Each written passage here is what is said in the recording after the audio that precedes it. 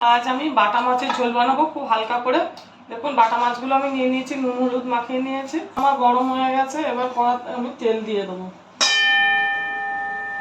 আমার গরম হয়ে গেছে, এবারের মতো আমি মাছগুলো ছেড়ে দেবো। মাছগুলো আমার ভাজা হয়ে গেছে। এবার এই পটল আর আলু দিয়ে আমি এই সবজিগুলো দিয়ে মাছটা রান্না করবো। এগুলো এখন আমি এর মধ্যে দিয়ে দেবো, নামিয়ে নেবো। সবজিগুলো দেখুন আমি হালকা করে ভেজে নিয়েছি। এবার এর মধ্যে আমি অল্প তেল দেবো, দিয়ে কালো জিরে ফোড়ন দিয়ে দেবো।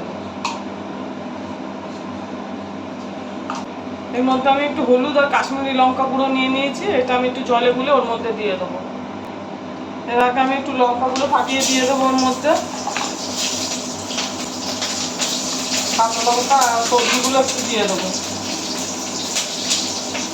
মশলাগুলোটা এবার দিয়ে দেবো।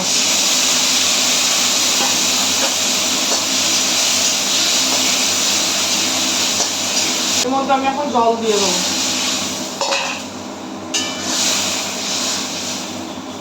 এর মধ্যে আমি এখন মাছগুলো দিয়ে দেবো আর নুন দিয়ে দেবো। এবার ঢাকা দিয়ে দেবো। দেখুন মাছের ঝোলটা আমার হয়ে গেছে। আমার মাছের ঝোলটা বানানো হয়ে গেছে। যদি মনে করেন একটু হালকা খাবেন, এইভাবে বানিয়ে খেতে পারেন, আর ভালো লাগবে। আর আমার চ্যানেলটা লাইক, সাবস্ক্রাইব আর শেয়ার করে দেবেন।